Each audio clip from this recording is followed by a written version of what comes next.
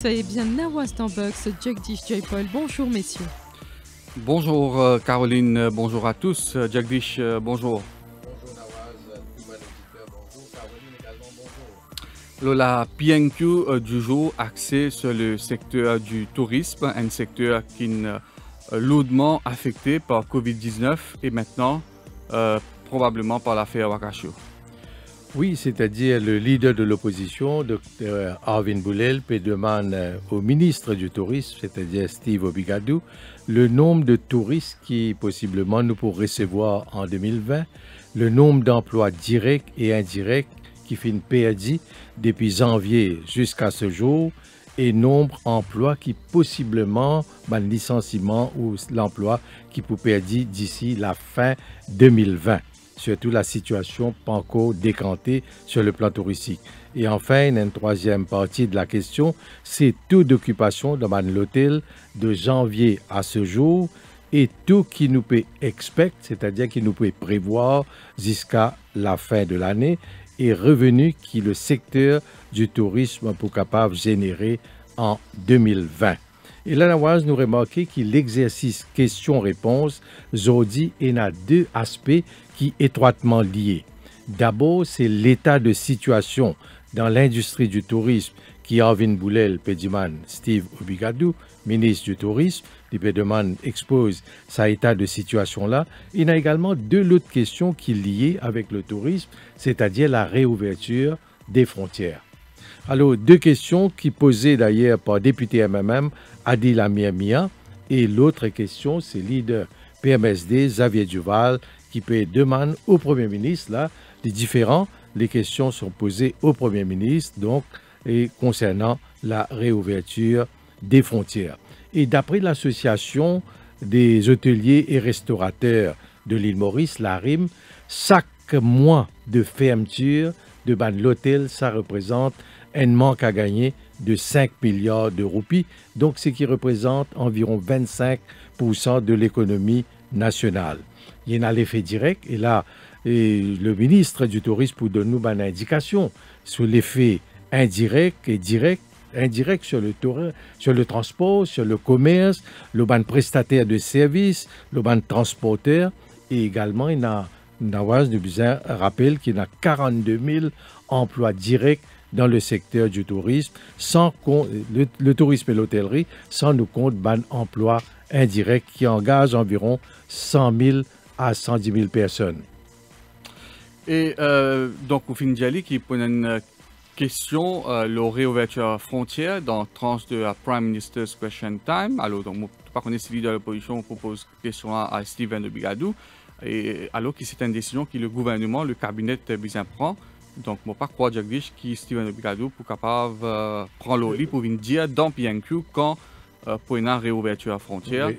Donc, ça, c'est le Premier ministre éventuellement pour bien faire une annonce. Oui, c'est la prérogative du Premier ministre et pour plus évoquer une question parce que la question de réouverture, qui bonnes conditions, qui protocole qui pour bien mettre en place, comment pour recevoir des touristes, alors et qui, à partir de quelle date, tout ça, c'est la prérogative du Premier ministre. Mais nous bien rappelle que le Premier ministre, c'est-à-dire Pravin Jagnat, India, dans un rassemblement à Souillac dimanche, qui pas capable, c'était samedi, pas capable de garder nos frontières éternellement fermées pour bien une réouverture, mais faudrait nous prendre beaucoup de précautions. Donc, c'est ça, une précaution qui est nécessaire et qui peut mettre en place, c'est le respect de protocole avec la collaboration de toute la population. Oui, et justement, dans tranche Prime Minister's Question Time, à part une question, la réouverture frontière qui Adil Amir et Xavier Duval pour demander, il y a aussi le Dr Faradoumia du Parti travailliste qui dit intéressé à nos systèmes de surveillance sur la côte après le naufrage du Wakasho. Il y a aussi une question de Xavier Luc Duval qui pose question l'enquête qui est en cours par la police CID et il peut en connaître donc combien de cas qui est toujours pending en suspens et combien de cas qui peut atteindre recommandation advice du DPP. Il y a une question de Patrick Assiavaden concernant le directeur général par intérim de l'IBA, Independent Broadcasting Authority. Une question de la députée MSM Subhashini Lakshman Roy, une infraction présumée qui finit donc dans le cadre de COVID-19. Il y a eu un nombre de cas auprès du Premier ministre. Et la manne qui du monde finit bien payé. Et changement du Parti travailliste également une question le système de surveillance la côte. Donc avec nous est-ce que nous radar peut fonctionner comme un bizarre. Radesh Bhagwan, donc nous pas connu Jagdish s'il est pour présent aujourd'hui parce qu'il est en convalescence. Oui, la semaine dernière pas là. Il y a une question qui est inscrite en son nom. Ça concerne manifestation qui tient le 11 juillet dernier, organisée par collectif Conversation Solidaire. Le même Radesh Bhagwan a une question concernant le chairman de Airport, concernant le président du syndicat de AML, M. Sanassi, qui finit donc gagne ben démêlé. Et puis il y a Salim Abbas Mahmoud du PMSD qui a une question concernant accident de la route. Salim Abbas Mahmoud également une question concernant le Muslim Family Council. Il y a envie de connaître quand le board pour être constitué et Kushal Lobin du PMSD et une question le produit chimique et dangereux qui est stocké dans le port. Donc peut-être dans SIA, c'est qui finit arrivé au Liban. Avec l'explosion. Mais bon, pas croire qu'il pourrait arriver jusque-là parce que c'est une question qui est un petit peu au bas dans l'ordre de mes questions. Et nous connaissons en moyenne, le Premier ministre peut répondre 3-4 questions par semaine. Voilà, et bien sûr, Jagdish, il y a aussi la polémique concernant l'accès à un journaliste dans le bureau de l'opposition par un speaker pour faire une déclaration là. La clerk de l'Assemblée nationale, Mme Safina Luton, fait une déclaration le Radio Plus pour donner une version des évoquer un certain protocole d'après lui qui est établi et qui dit qu'il est de l'opposition capable de servir au bureau uniquement quand il y a des travaux parlementaires et ce bureau-là est supposé être utilisé pour des activités parlementaires et non pas politiques. Et d'ailleurs, nous finissons d'y aller ce matin. Clerk de l'Assemblée nationale fit même écrire à Arvin Boulel pour dire qui si il pour bien faire une conférence de presse politique qu'il y rôde un autre l'espace pour lui et donc pas capable de mettre à sa disposition un bureau dans l'enceinte du Government House parce que ça n'est pas destiné pour des activités politiques. Oui. Et donc, d'après la version que le bureau du Speaker a donnée la semaine dernière, après l'interdiction de ban journalistes pour gagner accès dans le bureau de Arvin Boulel, c'est qui simplement le jour du Parlement, s'il commente l'ordre du jour des travaux, PNQ, et le lendemain, donc à ce moment, il y a droit donc servir le bureau, mais absolument rien concernant c'est-à-dire les activités politiques. Et en même temps, nous avons rappelé qu'il sur les 12 questions qu'il a adressées au Premier ministre aujourd'hui, il y en a 2 qui concernent surveillance du territoire maritime. Donc, il y a un député, Dr Farad Omir, qui demande le nombre de radars qui est en opération, système qu'il met en place et nombre de radars qui en panne si jamais il y en a qui en panne. Député Eshan Juman demande même l'information si tout ban radar en service, le coût de l'entretien par an et s'il y en a un suivi régulier donc dans l'entretien et veiller qui ce ban radar là peut fonctionner convenablement. Surtout, il y a beaucoup de controverses concernant, après le naufrage de Wakasio, ses conséquences qui s'affinent à mener, l'environnement, le marin, conséquences, le tourisme, réhabilitation sociale qui est nécessaire de ban habitants. Alors, beaucoup de controverses. Est-ce que nous, ban radar, est capable de capter le déplacement du bateau avant ce naufrage? Et c'est la côte Pouena, et certainement, si au cas où arrive avec le temps que le Premier ministre arrive à cette question-là, certainement nous pourrons avoir une réponse correcte et qui est capable de rétablir les faits par rapport à une spéculation qu'il peut faire, est-ce qu'il garde côte si présent, est-ce qu'il radar vraiment en fonction, en service ou non. Est-ce que depuis le 23 juillet, tout là, tu finiras dans les eaux territoriales de Maurice, et pas détecté ou bien fin détecté, pas faire rien. Donc, je pense que les supplementary questions, les députés d'opposition capables posent une question beaucoup plus précise. Oui, et qui est capable donc de mettre fin à tout ça, spéculation, tout ça, rimé aussi, également autour de la question du naufrage. Alors, concernant réouverture des frontières, ça c'est une question qui peut... Et il y a beaucoup de pression de l'opérateur économique pour réouvrir les frontières, mais seulement par rapport à ce qui peut passer dans certains pays. Donc, il y a beaucoup d'hésitation encore ici pour nous capables de réouvrir nos frontières d'ici la fin août. Il y a une date qui finit citée pour le mois de septembre. Anil Gayan, tu viens ici même, tu pensais qu'il est le 12 septembre capable une date de réouverture. Et là, nous pouvons attendre la réponse du Premier ministre. C'est une décision qui est bien difficile pour prendre Jagdish parce que le Premier ministre Lodzoula lui-même il dit à un journaliste guettez qui peut arriver en Nouvelle-Zélande. Nouvelle-Zélande qui dit qu'il vainc le virus. Vous Covid-free après, oui. Quelques mois de cela, le Premier ministre Nouvelle-Zélande peut dire qu'il vainc le virus. Je suis presque célébré cette victoire entre guillemets. Ouais. Et là, fin gagne encore un cas de contamination et fin bizarre applique une mesure de confinement. Et donc même les élections municipales sont renvoyées pour 4 semaines en Nouvelle-Zélande. Là, le Premier ministre peut dire donc guetter qui peut arriver ailleurs, mais en même temps, c'est vrai finir la déclaration de samedi, il dit qui tôt ou tard pour bizarre réouvrir. Donc entre les impératifs économiques, suivi d'un secteur et l'avenir de employés concernés, et d'autre part la santé publique, la question sanitaire. Oui. Donc, il y a une décision bien difficile à prendre, la Jagdish. Ce n'est pas une décision facile. Non, certainement. Et tout bon pays qui n'a un peu trop vite, je peux revoir aujourd'hui cette prise de position où je mentionne Nouvelle-Zélande. En France, avec le nombre de cas, 3000, 3500 cas qui peut identifier presque depuis quelques jours. Là aussi, le secteur médical, le service de la santé, sont encore très inquiets.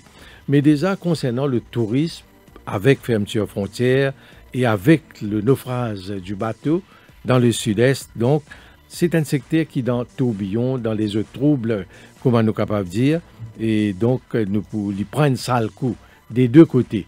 Un côté, il y a le coronavirus qui peut affecter, qui peut plomber l'industrie sucrière, l'industrie du tourisme, et de l'autre côté, il y a l'environnement pollué, donc catastrophe, conséquences directes lors d'un opérateur.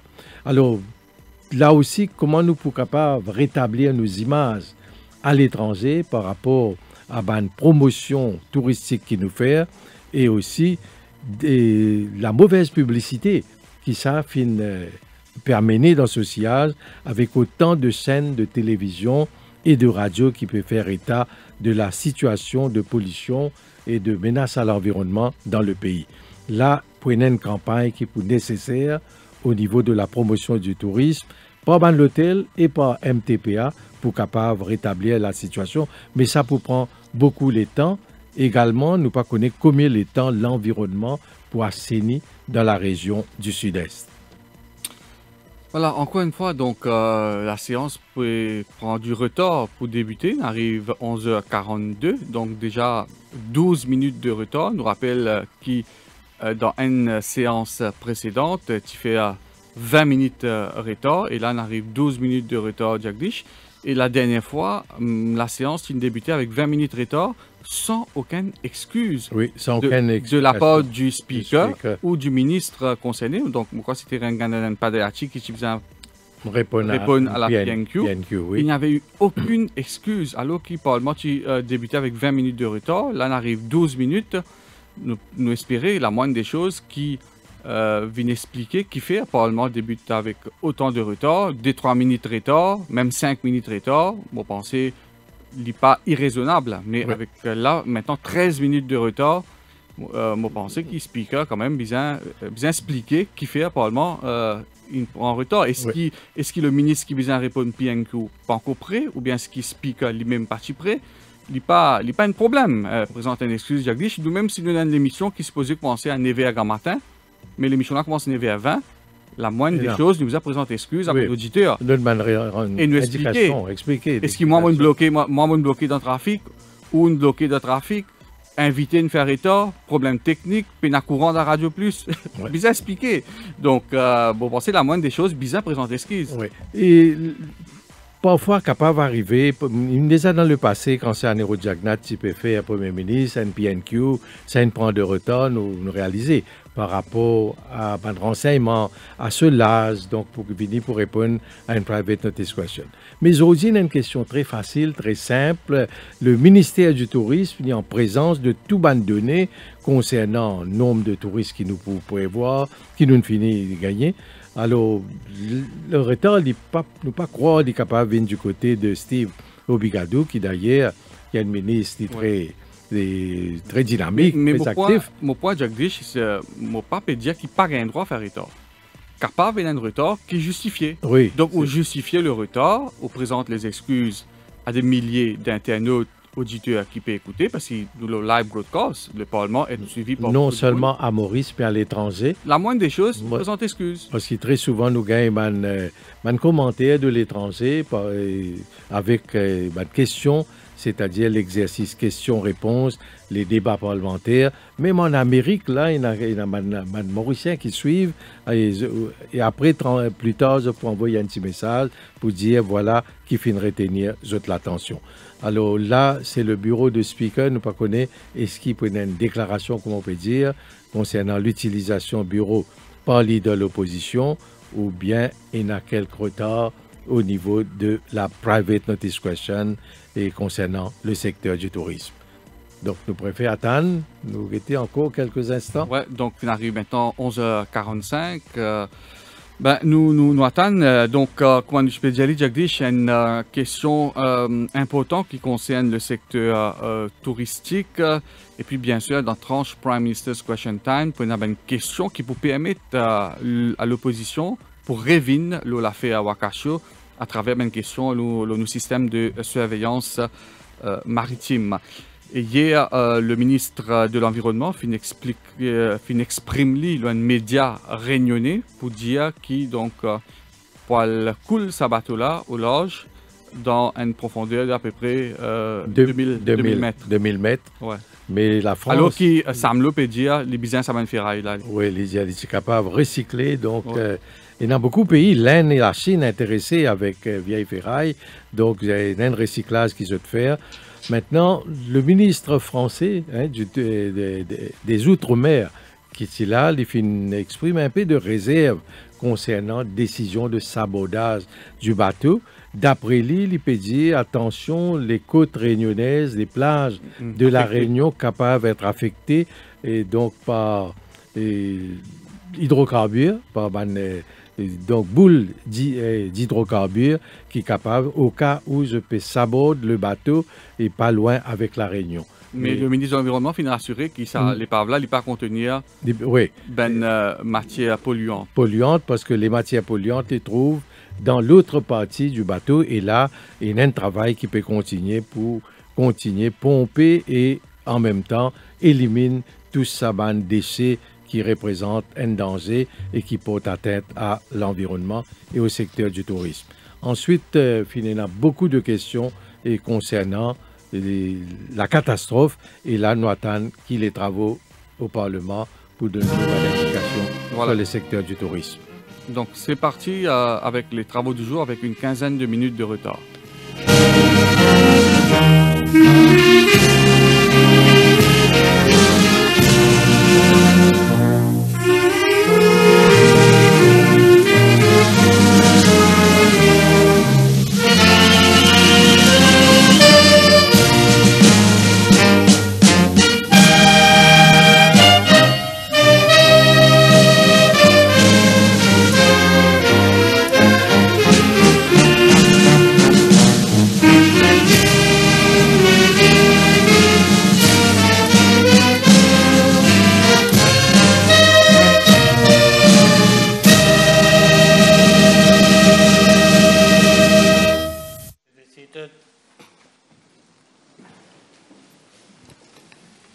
Announcements, none. Papers have been laid. Questions? Honourable Leader of the Opposition. Mr. Speaker, I have given private notice to ask the Honourable Deputy Prime Minister, Minister of Housing and Land, Minister of Housing and Land Use Planning, Minister of Tourism, whether in regard to the tourism authority sector, he will state the expected number of tourists visiting the country in 2020, B, the number of direct and indirect employment lost from January 2020 to date, indicating the expected number of losses thereof for 2020. C, hotel occupancy rate from January 2020 to date, indicating the expected rate thereof for 2020. And D, amount of revenue expected therefrom for 2020.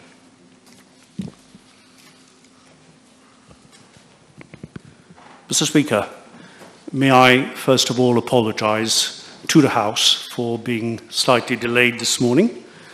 May I bid the Honourable Leader of the Opposition good morning and thank him for raising the subject of tourism, which is a major preoccupation for the country at the present time.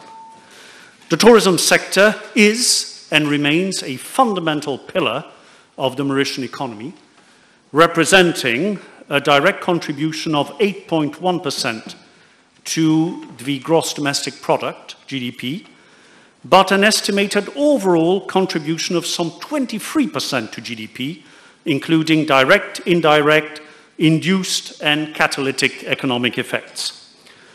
It is also estimated that tourism represents some 10% of the labour force.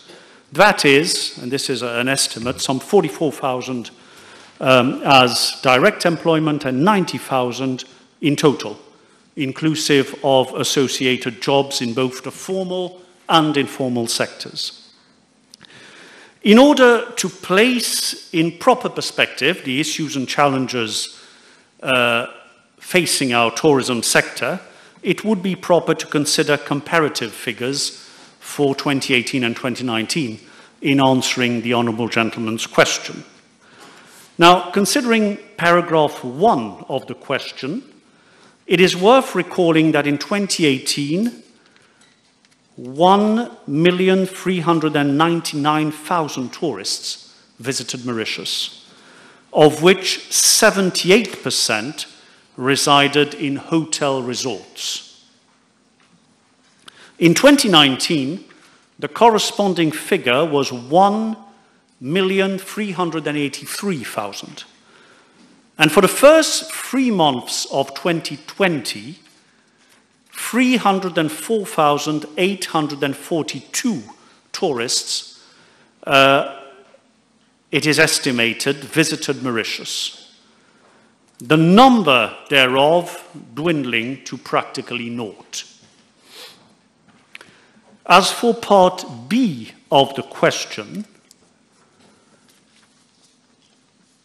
the figures for the first quarter of 2020 relating to the evolution of employment in the tourism sector are being compiled, and as soon as they are available, I undertake to have them laid in the Library of the National Assembly.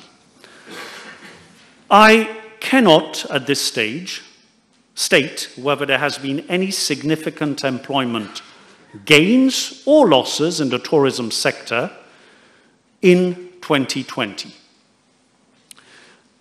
As from March 20th, borders have been closed and the hospitality industry has been at a virtual standstill during the period of confinement, save for a few hotels operating as quarantine facilities managed by the Ministry of Health and Wellness.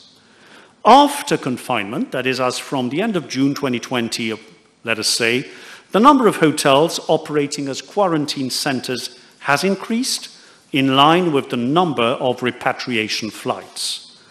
On the other hand, a number of hotels and related activities in the hospitality sector have reopened for an exclusively Mauritian clientele. As from August 15th, government is implementing a new strategy for the accelerated repatriation of all stranded Mauritians and cruise workers, which will allow a larger number of hotels to go back into operation as quarantine centres. However, it is obvious that the hospitality industry as a whole will not be fully operational unless and until our borders are reopened to tourists in general. Now, let me add, in response to Part B, that no relevant statistics are at present available concerning employment losses in the tourism sector from April to the present time. As stated by the Honourable Prime Minister and my colleague, the Minister of Finance, repeatedly, government's topmost priority, alongside safeguarding the health of our compatriots, has been the preservation of employment and the protection of livelihoods. From the start of the COVID period, as we are all aware, government has implemented a wage assistance scheme for employees of the formal sector of the economy and a self-employment assistance scheme that includes persons in the informal sector. In respect of the tourism industry, up to the end of July, it is estimated that an amount of some 2 billion rupees has been dispersed in respect of more than 39,000 employees in the tourism sector under the wage assistance scheme, and an estimated amount of 26 million paid out to around 1,500 Mauritians under the self-employed assistance scheme.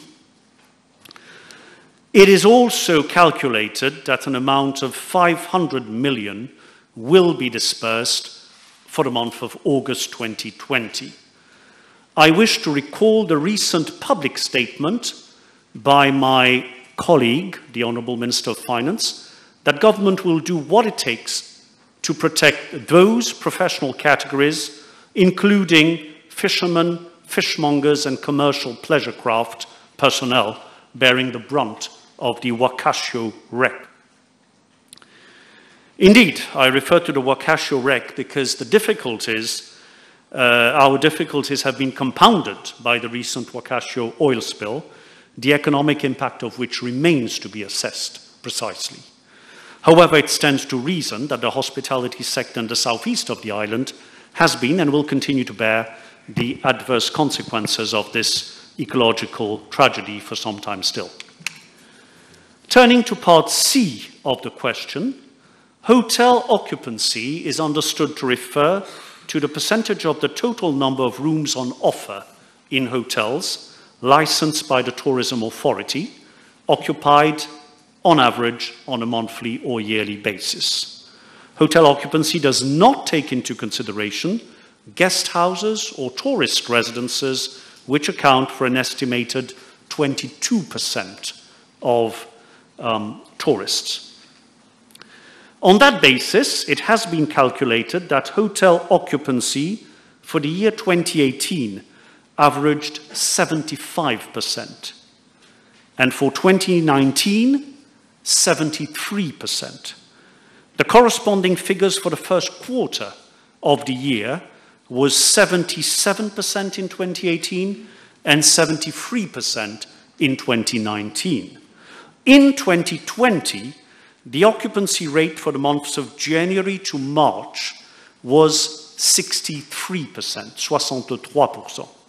But it should be borne in mind that as from early 2020, tourist arrivals were severely affected by the spread of the COVID pandemic in our main markets, and as from February, by the gradual closure of borders and quarantine measures.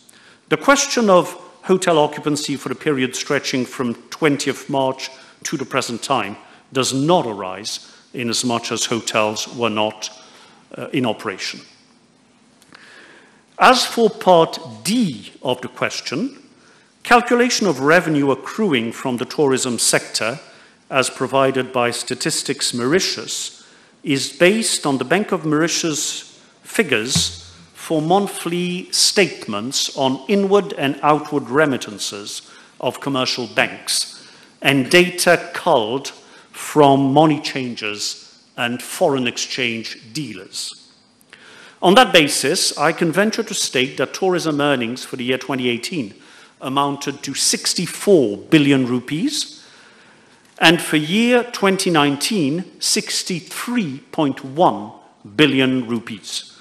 For the first quarter of 2018, the corresponding figure was 18.5 billion, and for the first quarter of 2019, 16.5 billion rupees.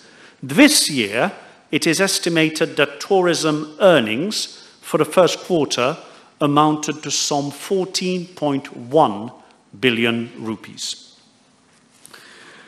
The honourable gentleman will surely understand that given the very dynamic global situation pertaining to the COVID-19 pandemic and the fact that the Wakasho crisis is not yet over, it would be futile to pronounce upon the immediate future of the tourism and hospitality sector. Accordingly, neither the number of tourists, nor the evolution of employment, nor the hotel occupancy rate, or even the eventual sectoral revenue can or should be predicted. We are, Mr. Speaker, living in troubled times indeed. While the mortal threat from an invisible enemy known as COVID-19 continues to dangle over the heads of all Mauritians, like the sword of Damocles, we have fallen victim to an unforeseeable oil spill, the consequences of which remain unknown. Through no fault of our own, our tourism sector, which has been for decades the pride of the nation, is at a standstill. Government is engaged in a delicate balancing act between the existential imperative of protecting lives on the one hand and that of stimulating economic recovery on the other.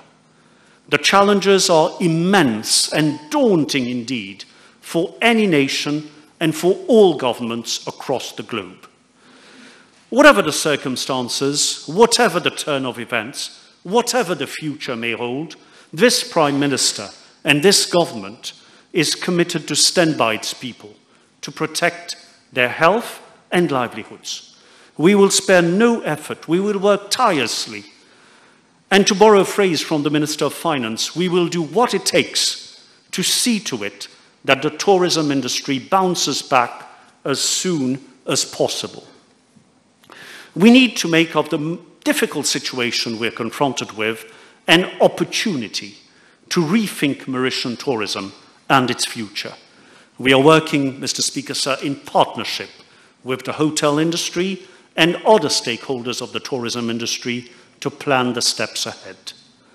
Mr. Speaker, let me end by saying that the tourism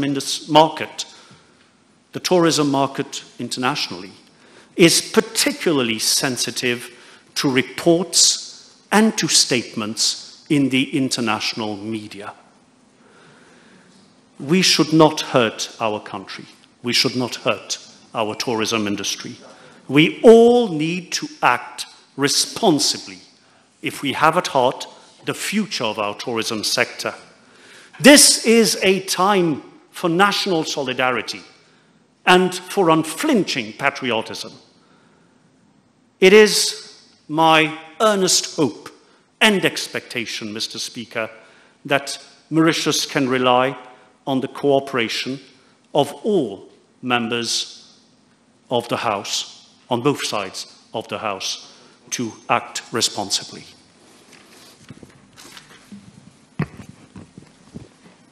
Can I ask the Deputy Prime Minister, in the light of his appeal that we should all act as patriots in the face of what we call the Black Swan events, can I ask the Deputy Prime Minister whether government has a responsibility when it is called upon to assume its role fully, to see to it that adversity could have been prevented in the case of the Wakasho?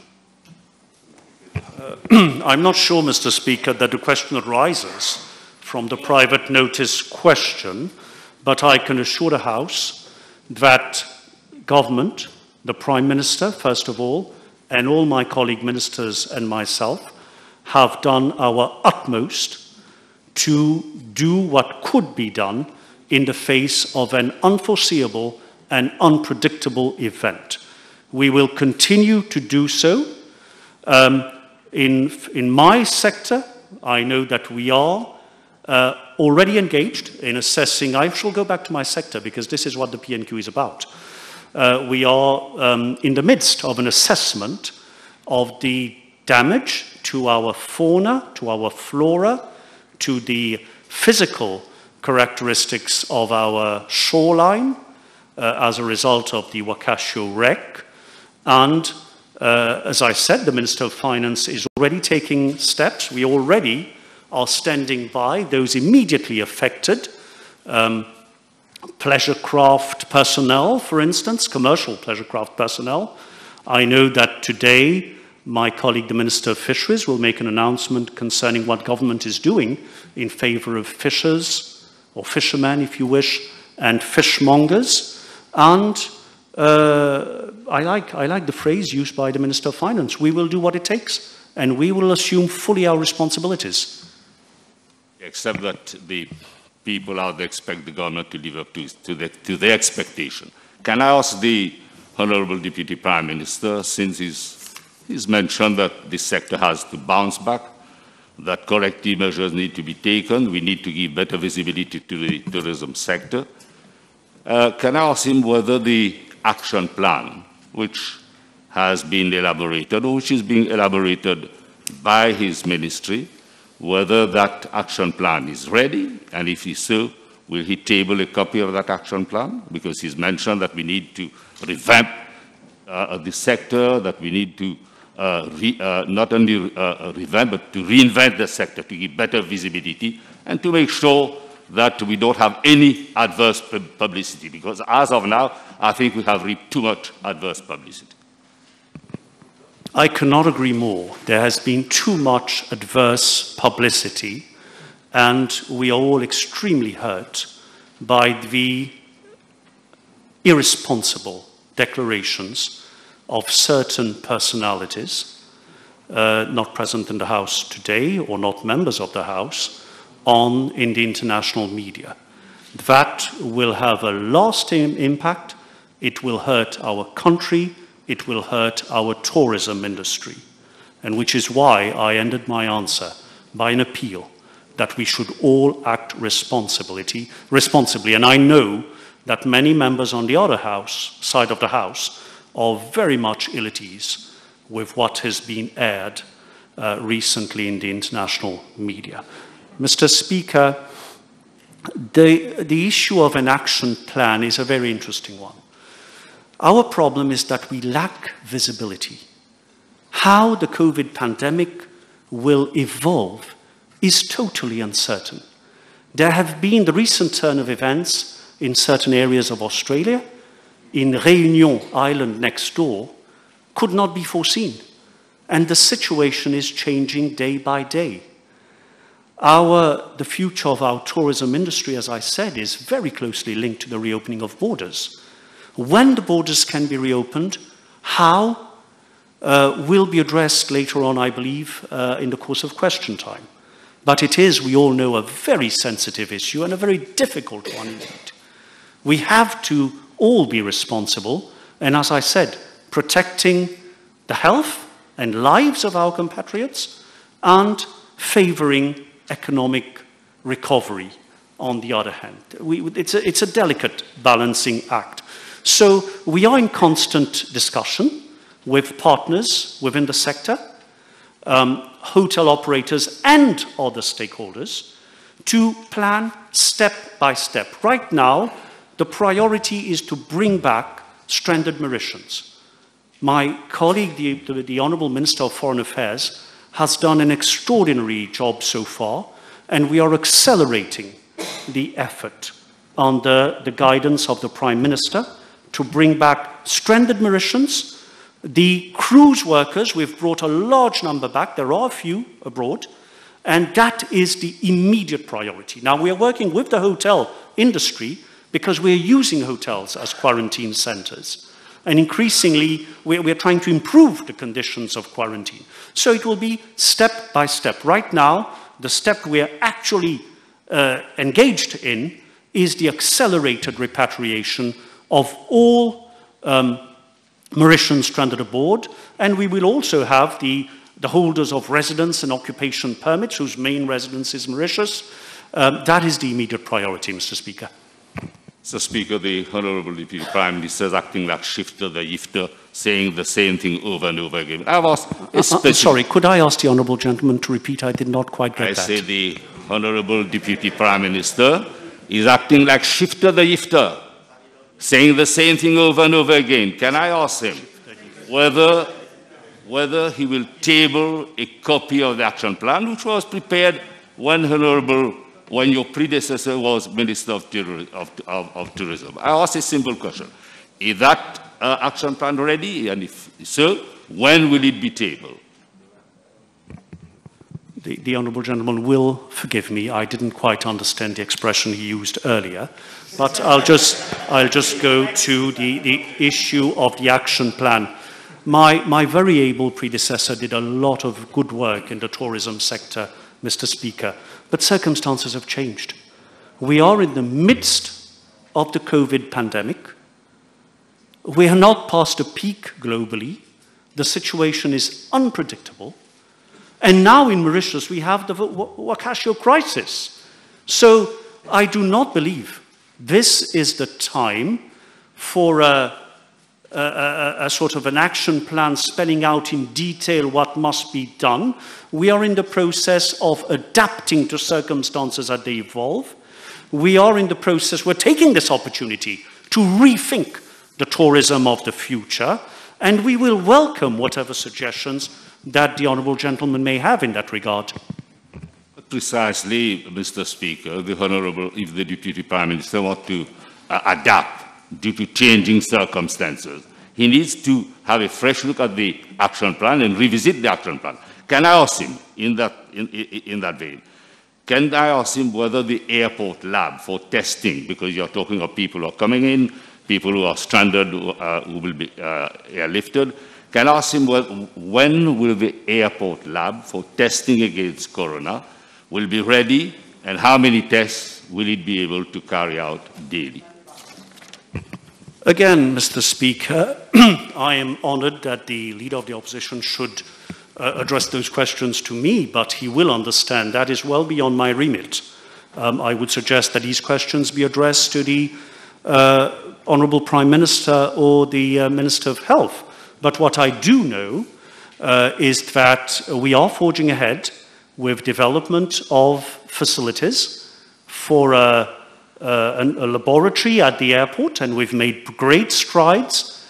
And on the one hand, our testing capacity is constantly increasing, and I would like to pay credit to the remarkable work done by the staff of the Central Laboratory at Candos and others in processing our tests, and also to all the personnel of the Ministry of Health that have been diligently carrying out tests throughout the COVID period and still are doing so. And yes, Mr. Speaker, the intention announced by the Prime Minister is that we should have a fully functional, modern, state-of-the-art laboratory at the airport as soon as possible. Thank you. Can I ask the Honourable Deputy Prime Minister, during the period that many of the workers don't have much to do, there is a period of furlough, can I ask him whether there is an upskilling program that has been put in place to ensure that they make the most of this difficult period? I'm sorry, are we referring to hotels? That's right, hotel, yeah. From the tourism sector. Well, what I understand is that the larger establishment, the major hotels, have used these months of standstill to do two things. One is to upgrade their infrastructure and to modernize their infrastructure where and when possible. And the other is to train or retain their staff. I understand that my colleague, the Minister of Finance, has arranged for financial assistance, credit facilities to be made available to economic operators in the sector to do so. Of course, for the smaller establishments, it is less easy to do so, addressing training and infrastructural modernization, but we shall be working with each and every one of them to ensure that building upon the resilience of our people that we are known for, we will bounce back. Can I ask the Deputy Prime Minister, I don't know, if he doesn't have the information, then it can be tabled at a later stage, as to the number of applications made to Mauritius Investment Corporation, and if so, if he doesn't have it, he can always table it later, but if he does have it, can he table the list of applicants and the amount sought and approved? Well, as the Leader of the Opposition himself has said, the Honourable Gentleman knows that the MIC is not within my remit, and I shall communicate the request to my colleague, the Minister of Finance, who is here, to see whether it is possible to provide such information in the future. Now, the Deputy Prime Minister stated that policies need to be reviewed. If he recalls, when his predecessor intervened in on the budget, he stated very clearly that we are partnering with the Liverpool Football Club, and they have a specific number of supporters who choose a brand. They choose the brand, for example, choose the brand to come for holidays to Mauritius. And can I ask the Deputy Prime Minister whether this is being looked into? It doesn't matter, because we cannot simply say that we face the shipwreck issue, which has caused a national oil spill. But can I ask the Deputy Prime Minister whether this is being looked into to ensure that we make up for time lost, because, this calamity won't last forever. Our people are putting on the best endeavor to clean our beaches, to take corrective measures. Can I ask him in the meantime whether this is being looked into, to see how best we can attract as many high net worth individuals in the future? Sorry, Mr. Speaker, with all due respect, I did not understand the connection between Liverpool Football Club and Wakasio. Well, if you don't, I'm sorry. I made it very clear to you. I said this is the time to make the best of opportunity. It is, in fact, when there are daunting challenges that we have to turn daunting challenges into opportunities. One of the issues that has been looked into is our partnership with Liverpool Football Club. And this is the time to make the most of it. And it is not because we are going through hard times that we should set this issue aside. Yes, well, I'm happy that we agree that we should look at the present situation not as just a tragedy, a continuing unfolding tragedy, but as an opportunity. I am not, Mr. Speaker, I will confide to the House, a fan of Liverpool Football Club, but I believe this was a great initiative by the previous government, led by the Honourable Prime Minister. This is one of the new directions international tourism is going in, and I am happy that we both agree, the Leader of the Opposition and I, that we should optimize whatever we can draw from the arrangements made by the Prime Minister's government, the previous government, in relation to Liverpool Football Club. Now, my preoccupation is the timing. Yes, we need to exploit fully the options we have, the possibilities we have with the Liverpool Football Club deal. But the timing of the marketing, the nature of the marketing, which is very closely linked to the relaunch of the tourism industry, the welcoming of foreign tourists, reopening of frontiers, this is all very much linked. So it's a difficult question, but I do agree with the Honourable Gentleman. We should make the most of this great initiative taken by the previous government. Mr. Speaker, I've listened carefully to the Deputy Prime Minister. The government seems to be navigating as blindly as the Waikasho, with probably the same consequences. How can he say that employment is his main priority, health and employment, whereas we are in August, 8 months down the year, and is unable to provide any figures to this House as to the effect of COVID, of Waikasho, on the employment situation in the tourism sector. Is it possibly that he doesn't have any money, or he cannot ask the Tourism Authority to survey its own members to find out the employment situation? And as he seems open to suggestions, may I suggest to the Honourable Deputy Prime Minister that this afternoon he commands the Tourism Authority to sort out its situation and find out the real employment situation amongst its licensees, please. Mr. Speaker, well, I shall not address the issues about the blind navigation of the Waikasho. We'll leave that to the inquiries going on, the Director of Shipping investigation, to determine. We're all interested, I think, on both sides of this House, to know what happened in the case of the Waikasho, to situate responsibilities and make sure that those who are responsible for what happened do answer eventually. But as regards the employment figures, I will tell the honourable gentleman that I tried my utmost this morning to ascertain precise figures. In Mauritius, those data are collected by the Ministry of Employment, as you well know, and then made available publicly by Statistics Mauritius. Now, the figures that I have seen at the 11th hour appear to be very tentative, and I would not be acting responsibly to come to the House and present figures that we have not double-checked. This is my responsibility to the House as I see it. Should the Tourism Authority be asked to contribute to assessment of the employment situation in the sector? I do not think that was the case when the learned gentleman was Minister of Tourism, but I will certainly, I welcome suggestions, certainly ascertain whether the Tourism Authority can assist the Ministry of Employment in investigating the evolution of the situation. Without supplementary, you have one?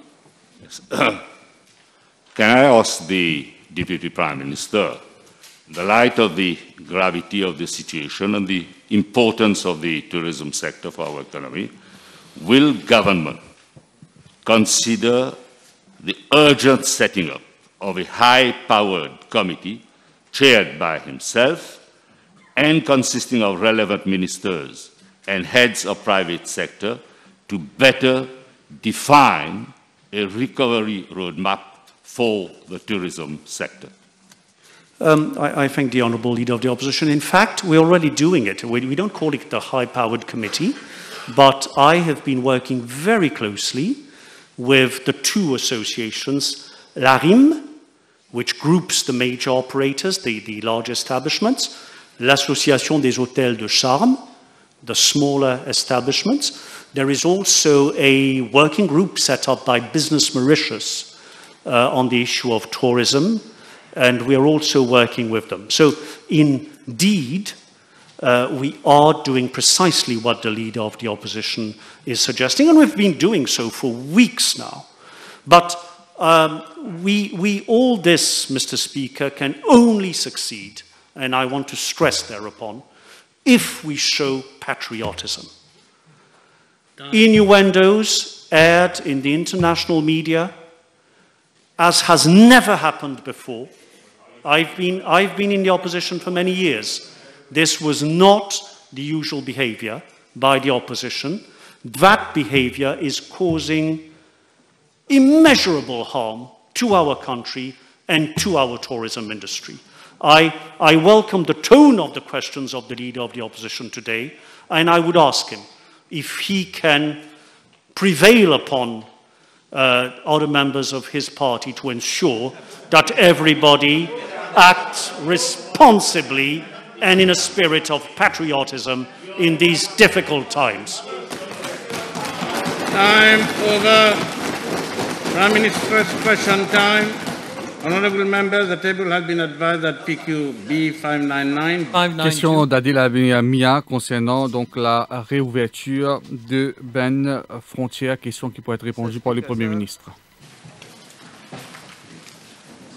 Mr. Speaker, sir, I shall reply to parliamentary questions B592 and B594 together as they relate to the same subject matter.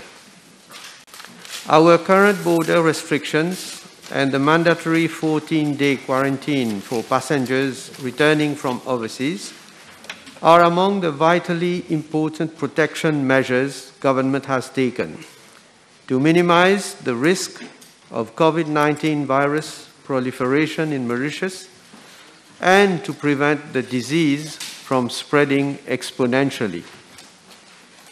In fact, since 26th of April 2020, there have been no COVID-19 infection cases in the community. Mauritius is COVID safe with regard to local cases due to stringent actions taken by this government. As from 20th of February 2020, all foreign passengers having a travel history for the last 14 days in China, including Hong Kong, were not allowed entry in Mauritius. These restrictions were extended to passengers from other countries as follows: Republic of Korea and 4 provinces of Italy, namely Lombardy, Veneto, and Emilia-Romagna, as from 24th of February 2020. The whole of Italy and the Islamic Republic of Iran, as from 28th of February 2020. Réunion Island, as from 16th of March 2020. And European Union, United Kingdom, Norway, and Switzerland, as from 18th of March 2020. Ultimately, as from 19th of March 2020, our borders were completely closed. However, our airport has remained operational for cargo flights, including air freight of medical supplies and equipment, medical evacuation, and repatriation purposes. Restrictions on the operations of all economic, commercial, and other activities have been lifted in a phased manner. The exception remains of our borders, which are still closed until further notice. The international situation at the moment is such that it is imperative that a cautionary as well as a phased and coordinated approach be adopted before proceeding with the full reopening of borders. There is currently a lot of uncertainty, and it is difficult for experts to have visibility on the evolution of the situation, as there is still not much known about the virus and no vaccine or specific treatment is available. Furthermore, the upsurge of infections and signs of a second wave of the pandemic in countries which have eased border restrictions are on the increase worldwide. Mr. Speaker, sir, the needs and benefits of travel must be weighted against the risks associated with the spread and a resurgence of cases which would necessitate a reintroduction of confinement. The prevention of a second wave of COVID-19 virus is highly dependent on the strategy to be adopted for the reopening of our borders.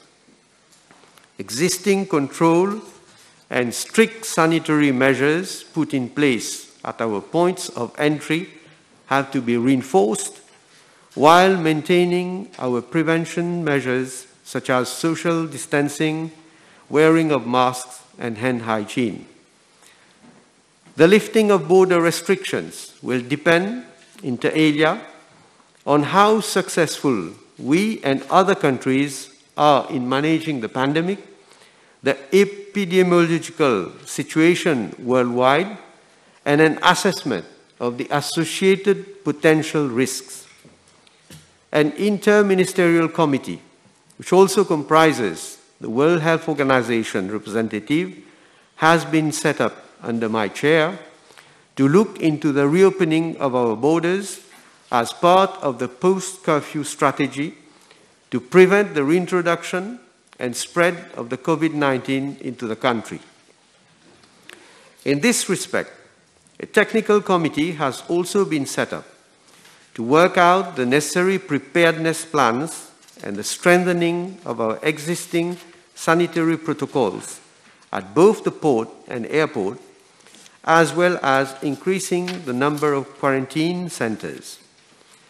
One of the recommendations of the technical committee, which has already been endorsed by the Interministerial Committee, is the setting up of a COVID-19 laboratory at the airport to effect a PCR test on all arriving passengers.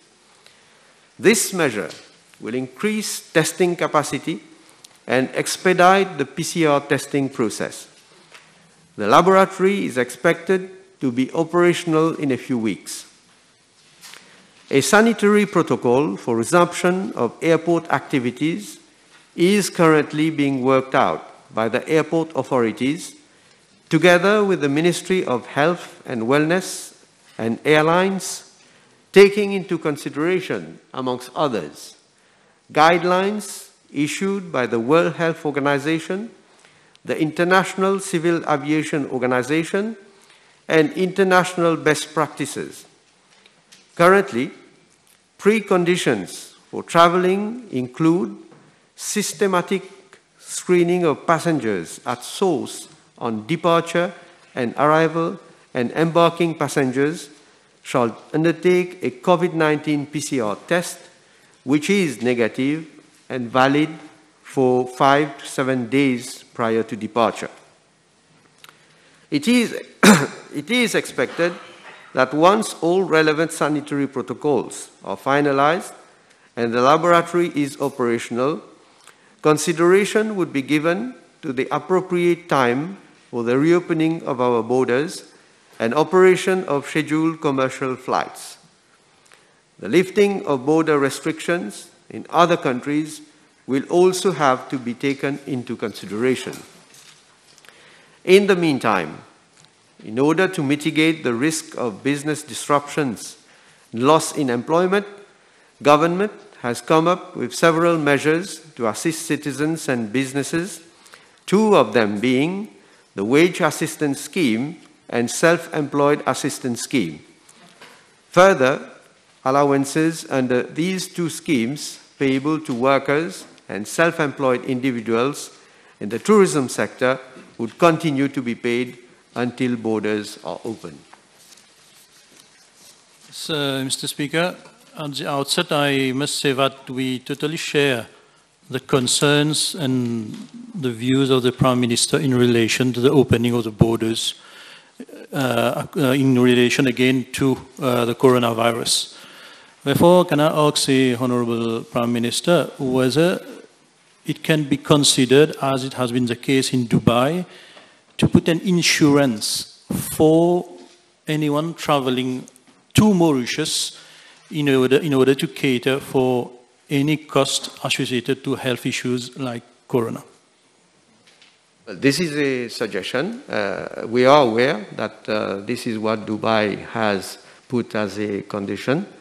This matter is being discussed at the level of the committee. But I can already say that we have to bear in mind that the costs, the future costs, in the eventuality that borders will be open, the future costs have kept on increasing with tests and with a number of other precautionary measures that a passenger has to take. Now, taking an insurance also will increase, obviously, the cost, which has to be taken into consideration in order to see whether this is an, as I say, fundamental and important measure that we have to take or not. That is being discussed at the level of the committee. Mr. Speaker, may I ask the Honourable Prime Minister, there is, I believe, a protocol that has been finalised between the various sectors and government as to the eventual reopening of borders, in order for there to be appropriate debate, health professionals, everyone concerned, whether he will arrange for this protocol, even if it is not completely finalised, to be published so that everyone, including members of the opposition and Parliament, can comment thereupon. Well, Mr. Speaker, sir, the protocol has not yet been finalized. It is still being discussed at the level of the committee. And of course, the next step would be for all members of cabinet to be made aware of our recommendations. And obviously, we will have the input of each and every one so that we take whatever suggestions we consider to be valid, we will take them on board.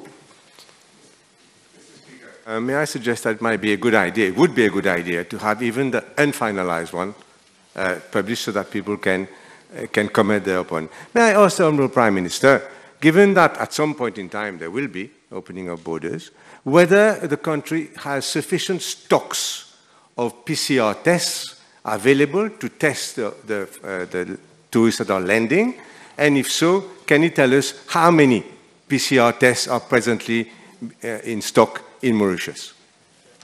As to the first part of the, well, it's not a question, it's a remark of the honourable member. One can appreciate, and I'm a bit surprised that an experienced member of National Assembly who has been in government, how can we just publicize a protocol which is still a subject matter of intense discussion, not only at the level of government, but with a number of experts and with the private sector. We, as I say, we are open to any suggestion that is being made either by the opposition or anyone, any citizen of this country. That is one. The second thing is, you mentioned about, sorry.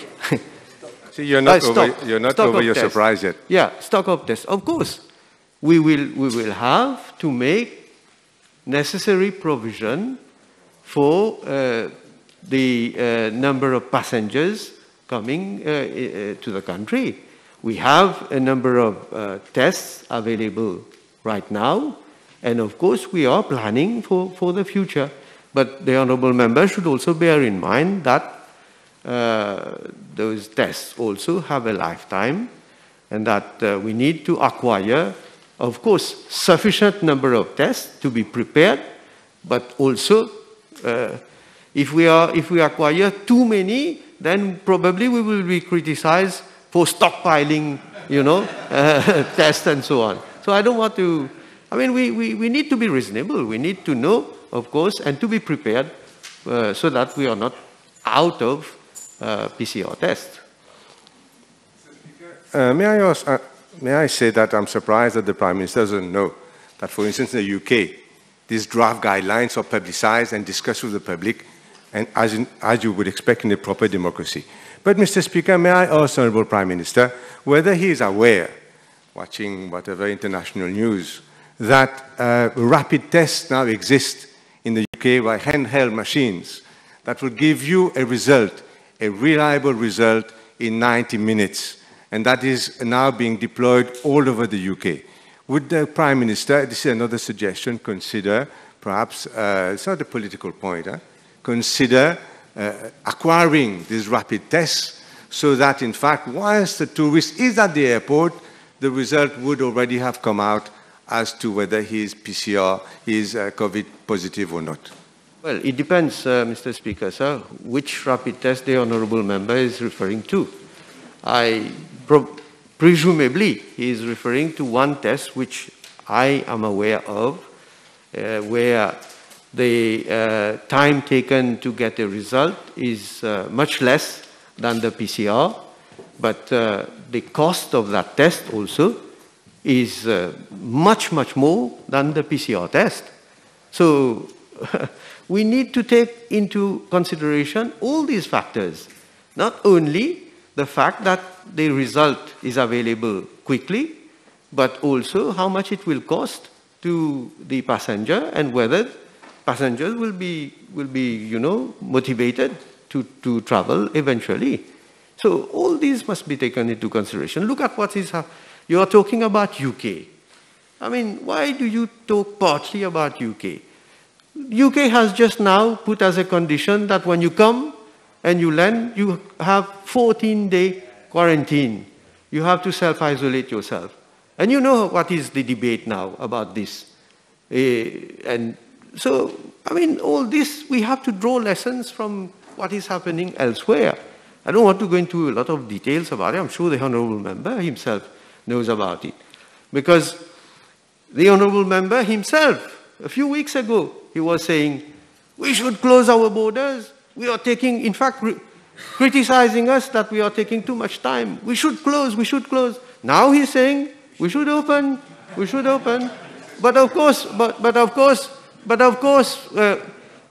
with a number of conditions, you are saying that. Fair enough, but I say, you don't say that. Okay, you are saying now we should open. But Mr. Speaker, sir, let me say that we have to just see what is happening in other countries. Countries which have managed the COVID-19 very well, where they have been able to contain the contamination locally, and as soon as they reopen their borders, there has been a resurgence. So we must be very careful that we don't have a second wave in Mauritius, because the second wave, as I have said, is going to be not costly, but it will put us down on our knees, probably that we will not be able to then stand up again. Yes. Yes, Mr. Speaker. I think I said that we share the views and the concerns of the Prime Minister, and that we never said that we should open the borders. Not you. I was referring to Mr. Speaker, can I ask the Honourable Prime Minister, the technical committee that is working on this issue, has they also taken into consideration for Mauritian travelling abroad after the borders being open, be it for business or medical or whatever reason, traveling abroad? What will be the protocol for the Mauritians when they come back to Mauritius in terms of quarantine, etc.? Yeah. Well, first of all, let me emphasize that I was not referring to you when I said that the Honourable Jubal had previously asked why is it that we have not, closed our borders, and now it's the way around. That's secondly, of course, we cannot and we will not only apply and be attentive to incoming passengers. We have to also prepare under what condition anyone, especially any Mauritian, either doing business for tourism purposes or for any other purposes, going abroad and then coming back to the country, what are the measures and under what conditions that passenger will come back. And let me say how complex and difficult it is, because what we have seen, what we have witnessed for repatriation passengers. Can you imagine, Mr. Speaker, sir? Everything is being done under very strict control and being managed so that we abate the risk to the minimum. But in spite of that, in spite of all the measures that we have taken, test before boarding the aircraft, test on arrival, after 7 days, in spite of that, we have had a few cases where passengers have been tested COVID positive, even on the 7th day. So that is why I say we have to be extremely careful. And I will agree with, probably then some people will be saying that we cannot have zero risk. We cannot have, I agree. We will not be able to, as if, have 100% protection. But I think, and this is the prime concern, of course, of this government, that we have to protect the health of our people. We have been able to manage very well. You can imagine now that there is nearly 4 months that there is no local contamination. 4 months. We are probably one of the rare countries where we have such a situation. So that's why we need to see to it that we need to protect further, but there will be, of course, what I call a balancing act, and we take into consideration all those risks factors, and then a decision will be taken.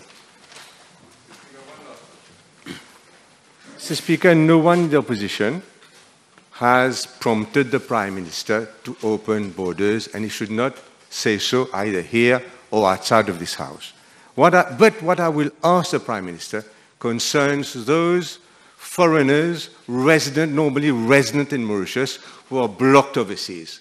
And here my attitude is completely different, and I would ask the Prime Minister to see to it, if he can, that these persons who are suffering, who sometimes families are broken, and who have also intimated their love for Mauritius, that they should be allowed to return quickly, and that all provisions should be made to allow Mauritian residents overseas back, but also these foreigners back to our country. Well, Honourable Member, of course we are aware of this situation. Of course we are very concerned with not only stranded Mauritians, but stranded residents. All those who have faith in our country, all those who have chosen to come and stay in this country. But you must understand the difficulty that we face. And this is not the situation only for Mauritius. It is for all the other countries where they have nationals and residents stranded everywhere. We are doing our best. We have organized a number of repatriation flights, and the repatriation flights are ongoing. But the Honourable Member must understand that we can only cater for a number of passengers coming each time. And when we have quarantine for 14 days, well, we need, first of all, a number of rooms to be able to accommodate the passengers. We need to have the appropriate and required health personnel to deal with and to see to it that if there is any contamination, we are able to cope with this situation. We don't want to end up by just opening and say, okay, all Mauritians, you come back. And, well, there must be flights also available. That is also one other limiting factor. Because, people are not concentrated only in, for example, London, Paris, and, where we normally have flights. They are scattered in every part of the world. But there are so many that we can accommodate at one time, and we are doing it in a phased manner.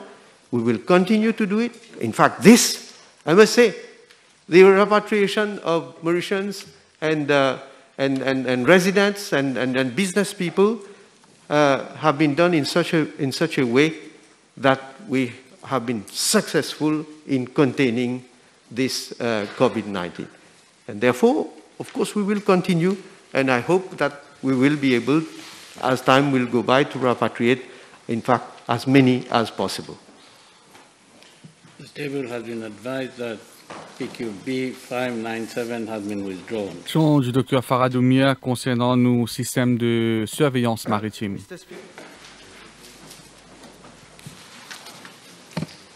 Mr. Speaker, sir, I shall reply to parliamentary questions B593 and B598 together as they relate to the same subject matter.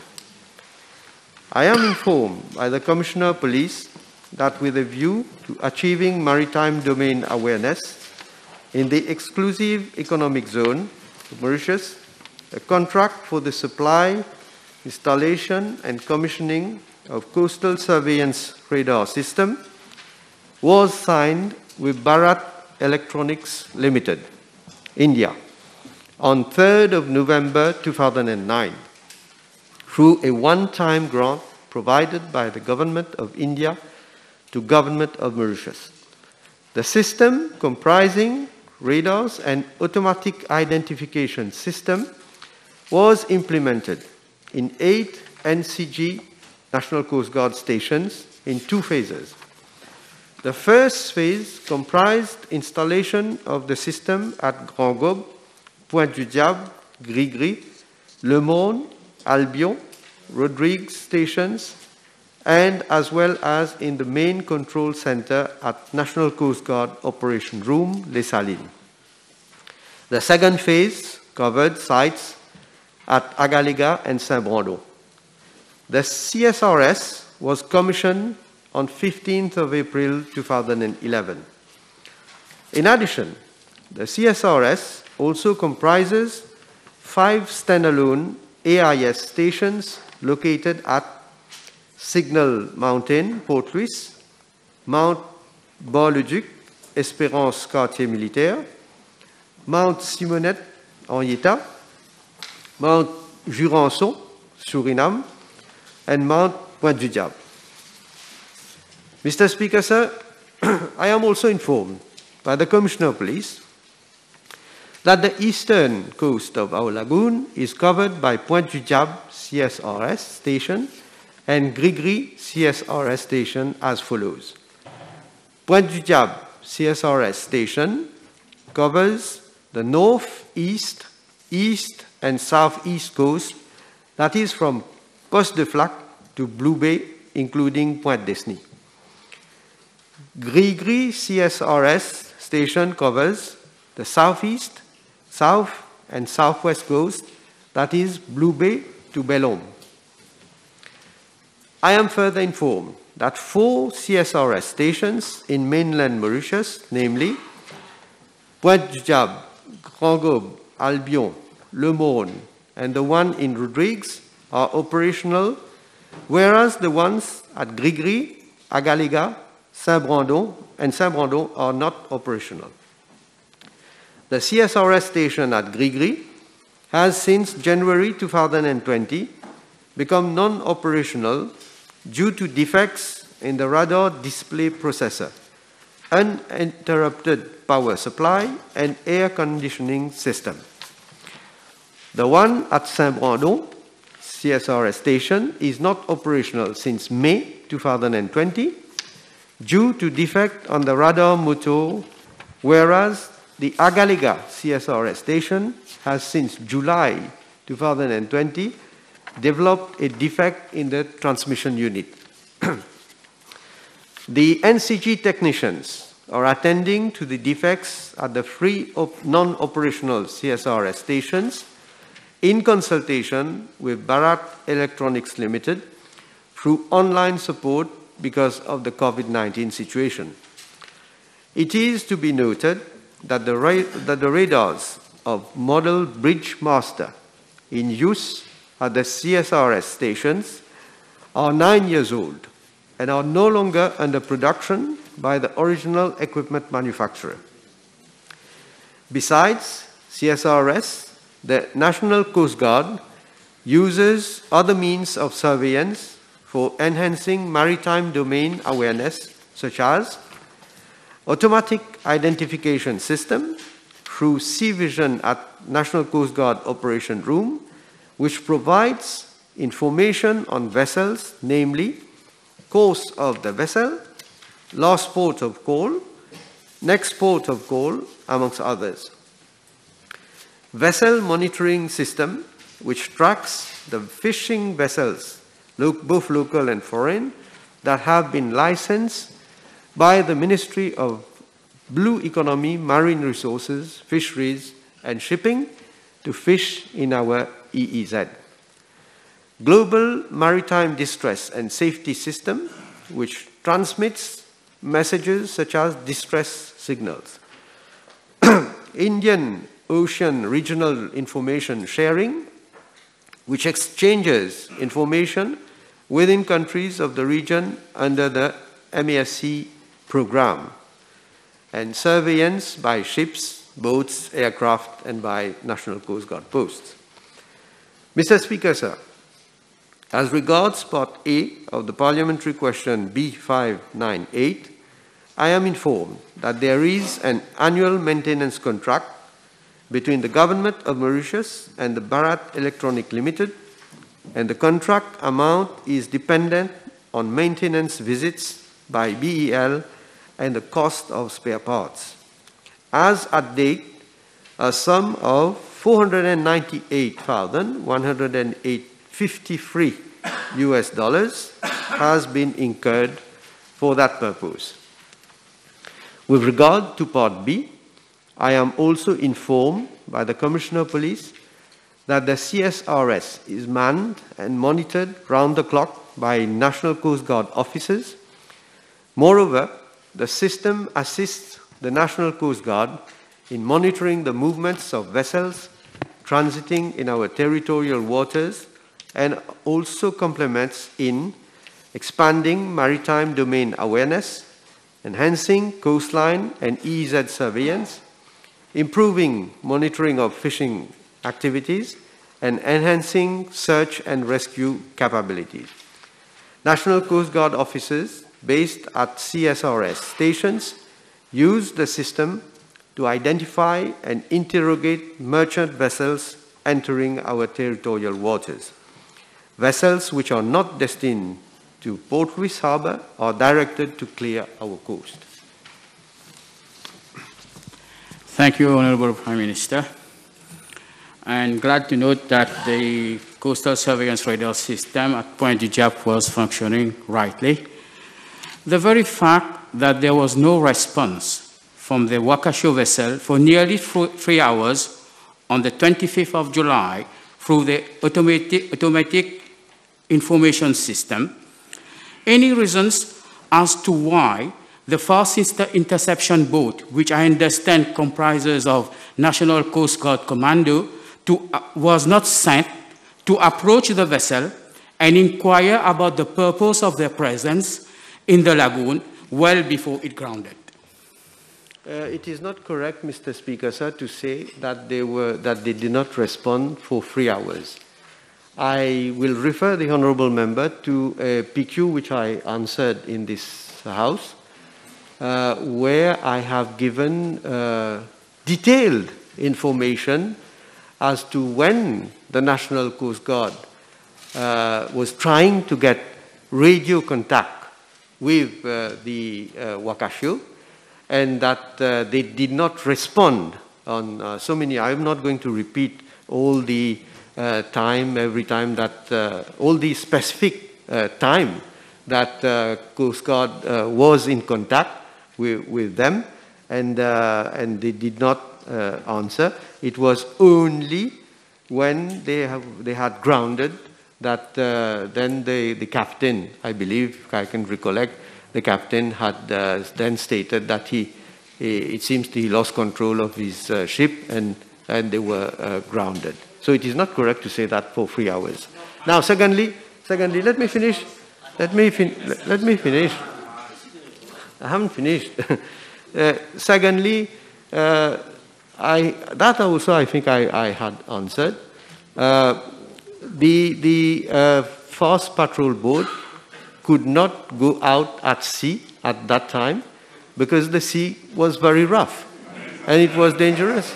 Yeah. What is there to laugh about? No cross-talking. I don't see the reason why it is there to laugh about. Well, do you think we could put the lives of officers in danger by just sending a fast patrol boat? And then, Mr. Speaker, sir, with regard to the other ships that we have, of course, I understand that they were based in Port Louis Harbour. So the time it will take for them to set sail from Port Louis Harbour to reach there, well, the accident already happened.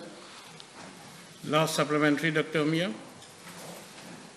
Has the Prime Minister, who's responsible for territorial integrity, been given a report by the National Coast Guard, who are supposed to monitor and scrutinize our lagoon and exclusive maritime waters, as to the very unusual route taken by Wakasho since it entered our exclusive maritime zone on the 23rd of July, well 2 days before it grounded on the reef. Thank you. Well, I would like to know. Well, I would like to know from the honourable member which report he's referring to.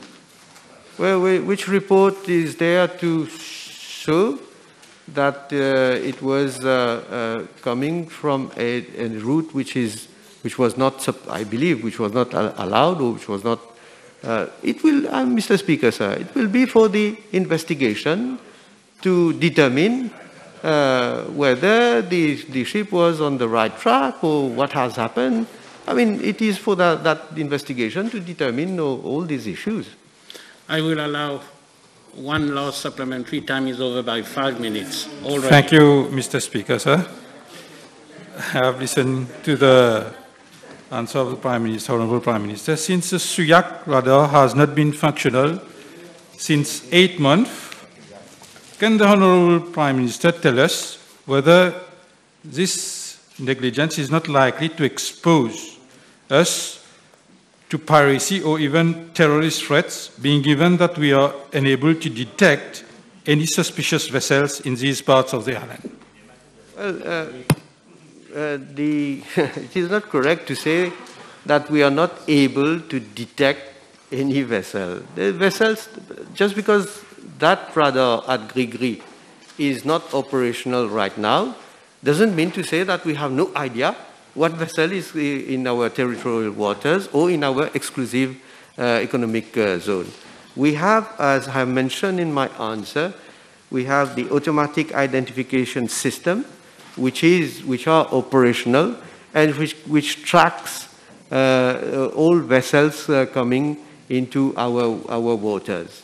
So it is not correct to say that because one radar at this place is not working, that we are not aware and we don't know which vessel is coming. As for whether terrorists are coming or others are coming, well, I don't know if one can imagine if a ship is coming on our way and is on track and everything is in order with regard to the passage, how do we know, how would we know whether they are, who is in the ship, who is not in the ship?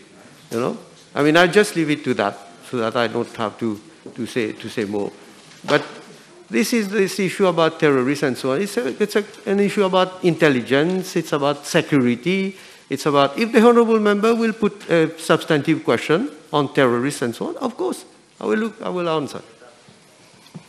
Voilà donc lunch break à l'Assemblée nationale. Nous débrief rapidement la tranche de la Prime Minister's Question Time parce qu'il est déjà 13h sur Radio Plus. Alors, concernant la réouverture des frontières, Jagdish, le Premier ministre affiche la prudence, il dit qu'il pas encore un vaccin et qui beaucoup de pays ont une deuxième vague de contamination. Il dit qu'il au niveau de Maurice, finalise un protocole sanitaire en cas de réouverture et pour mettre en place un laboratoire pour capable tester tout ben passager qui vient. Donc, du moment qu'il a des éléments-là prêts, à ce moment, pour considérer réouverture de ben frontière. Et entre-temps, pour continuer, payer ben allocation à ben employés dans un secteur qui peut être affecté, bien sûr, secteur du tourisme, de l'hôtellerie. Alors donc, l'éclair, donc le gouvernement peut adopter une attitude très prudente.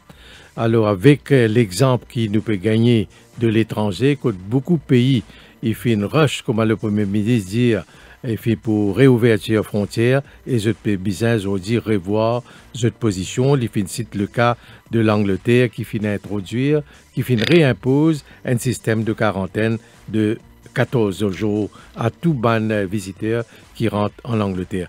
Donc, il est clair qu'il y a deux comités. Donc, il y a un technical committee et un comité interministériel qui prépare le protocole, mais c'est une certitude que les frontières ne sont pas ouvertes de sitôt. Et le député Adil Mia fin demandé ce qu'il peut considérer mettre en place un système d'assurance à côté le passager lui-même quand il vient, il encourir tout ben frais de ben mesures éventuelles qu'il peut mettre en termes quarantaine ou autre. Et c'est le cas à Dubaï. Le Premier ministre peut dire qu'il y a un comité technique peut guetter tout ça mène l'aspect là. Et Xavier Duval peut demander au Premier ministre publier le protocole. Même le draft report. Même s'il n'est pas encore finalisé, le Premier ministre peut dire qu'il n'est pas capable de faire ça. Prochaine étape, c'est d'amener ça dans le cabinet. Et puis, bien sûr, pour circuler le document et pour welcome, pour accueillir toute une proposition qui est capable de faire, non seulement par l'opposition, mais par le public. Xavier Duval pose la question, est-ce qu'il y a suffisamment de stock de tests PCR? Pravin Jagnat peut dire que c'est un test qui nous est actuellement là, c'est une durée de vie et qui pour bien acheter encore un PCR test. Et Xavier Duval enchaîné pour demander est-ce qu'il, comme c'est le cas en Angleterre, est-ce que le gouvernement peut faire l'acquisition de rapide test à cause des résultats dans 90 minutes? Combien de passagers rentrent Maurice dans l'aéroport Testeli et il y a 90 minutes pour gagner ce test. Pravin Jagnat peut dire qui ça un rapide test là, ça coûte très cher et il dit qui quand Xavier Duval peut référer à l'Angleterre. Il rappelle qu'en Angleterre peut impose une quarantaine de 14 jours à passagers qui peut rentrer sur le sol britannique. Et Pravin Jagnat finit dire qu'il est un pays qui ne fait bien, très bien pour contrôler le virus, ça mène pays là. Je fin par la suite réouvert cette frontière et fin regagne ben cas et dans un pays fin bien referme frontière. Il parle que Maurice arrive dans cette situation là, il dit qui nous pas capable de permettre nous gagner une deuxième vague de Covid-19 et le Premier ministre peut dire ça. Ce sont les mots de Pravin Jagnat. Si Maurice connaît une deuxième vague de contamination, nous pouvons aser nous et probablement jamais nous sommes capables de relever. Donc, quand même, ça fait peur, Jagdish. Donc, nous pays pas capables d'affordre une deuxième vague de contamination. Par rapport aux moyens, dispositions qui nous sont sur le plan sanitaire, sur le plan médical. Il est vrai, nous avons acheté beaucoup de médicaments, mais nous payons suffisamment d'établissements hospitaliers pour, c'est-à-dire pour capable au moins traiter un grand nombre de cas, cas infectés de Covid-19. Alors c'est pourquoi là, il peut dire l'attitude bizarre très réservée, très balancée, équilibrée. Donc, il peut dire we need a balance act et veiller qui nous pas rentre dans une situation de non-retour que nous capables donc remettre le pays, toute la société mauricienne en péril. Et il rappelle qu'il depuis 4 mois, pas fini n'a aucun cas de contamination locale, de coronavirus, donc parmi les Mauriciens. Concernant la question sur le système de surveillance maritime, le Premier ministre vient de dire qu'en 2009, nous avons gagné un radar avec Bharat Electronics de l'Inde et l'India qui nous a 8 stations parmi à Pointe du Diable. Donc c'est là-bas qui supposait détecter le Wakasho parce qu'il point Disney tombe sous responsabilité sa station à Pointe du Diable. Et le Premier ministre vient de dire qu'il y a 3 stations qui ne sont pas opérationnelles en ce moment, Gris-Gris, Agalega et Saint-Brandon, pas opérationnelles, mais celles qui concernent Pointe Disney, liées opérationnelles. Et le député Omia, donc, vient de dire qui, d'après lui, pas fini aucune réponse pendant 3 heures de temps. Oui, le Premier ministre peut dire qu'il n'est pas vrai, il peut dire qu'il a contacté le capitaine, mais le capitaine parti répond. Et autant qu'il me rappelle d'une réponse précédente, pourquoi pendant 45 minutes, le capitaine parti répond. Et là, le Premier ministre peut dire qu'il parti capable, d'après lui, envoyer une Forced Patrol Boat parce que la mer est mauvaise et est dangereuse, il n'est pas capable mettre la vie de mon officier National Coast Guard en danger. Il dit qu'il y a une lutte bateau depuis l'époque qui est capable de venir, mais depuis qu'il est sorti pour lui, il vient point Disney, bateau là, tu peux finir faire un naufrage, l'eau, récif. Et le député Omia finit dire que ce bateau là, tu prends un trajet qui est unusual, donc il n'est pas supposé prendre ce trajet là. il peut dire un rapport qui dit ça, d'après le Dr Faradoumia. Le Premier ministre peut dire qu'il n'est pas en présence d'aucun rapport qui dit ça.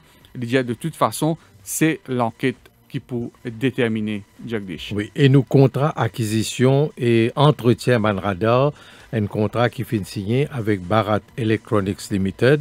Et là, le député Sanjuman, il fait référence au radar de Grigri à Suyak depuis 8 mois. Il n'est pas en service et il pose la question, est-ce qu'il ça pas expose le pays à la piraterie, à une menace quelconque de l'étranger, que le bateau pas capable d'identifier. Mais le Premier ministre dit, nous avons les autres systèmes de surveillance qui quand même capables d'assurer le contrôle des eaux territoriales mauriciennes. Et concernant la private notice question, finissant quelques chiffres, la PNQ du jour qui accède au secteur touristique qui peut faire face à d'énormes difficultés. Le ministre, Deputy Prime Minister, ministre du Tourisme, Stephen Obigadou, donne quelques chiffres. Lydia qui, donc de janvier à mars 2020, taux d'occupation dans l'hôtel qui de 63%. Lydia n'est pas capable de donner une indication de qui manière l'emploi, la situation de l'emploi dans le secteur touristique. Lydia a un chiffre, mais c'est un chiffre qui d'après lui pour besoin double check. Il n'est pas capable de donner ce chiffre là pour le moment, mais il concédé que le secteur peut faire face à d'énormes difficultés. We are living in troubled times, c'est ce que Stephen Obigadou fin dire. Concernant une recette touristique, en 2018, le pays qui gagne 64 milliards de roupies, 2019, 63,1 milliards, et pour le premier trimestre de 2020, 14,1 milliards de roupies. L'idée qu'il est très difficile pour prévoir l'avenir du tourisme parce que l'avenir du tourisme est étroitement lié avec la décision de réouvrir nos frontières. L'idée, c'est une décision difficile, délicate.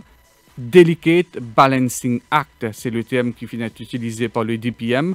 Il est très difficile pour prendre telle décision. D'une part, ça protège la vie ben citoyen mauricien et d'autre part, il y a les impératifs économiques. Et le DPM finit terminer Jagdish pour dire qu'il ne faudrait pas nous faire mauvaise publicité lors d'un média international. Bien sûr, allusion a été faite à la récente déclaration du Dr Navin Ramoulam au BBC News. Sans mentionner le nom, il a ciblé le leader du Parti travailliste. Et le Dr Binboulel pose aussi une question concernant la mise en pratique d'un plan d'action qui finit préparé par le prédécesseur, donc au ministère du Tourisme.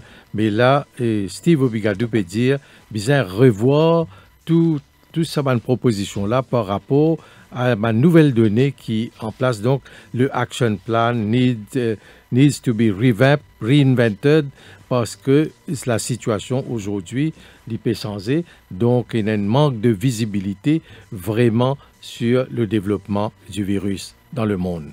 Et je peux dire tout à l'heure qu'en séance parlementaire commence avec du retard, Bizin présente des excuses. Stephen Obigadou l'a fait, c'est tout à son honneur.